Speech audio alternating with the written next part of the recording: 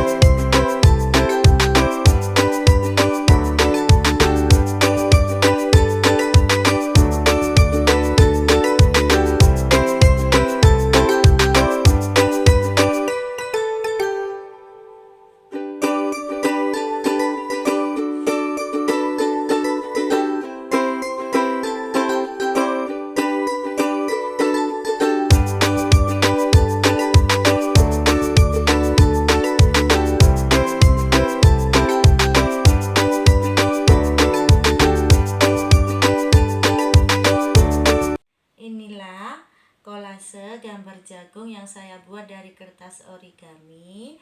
Sampai di sini. Wassalamualaikum warahmatullahi wabarakatuh.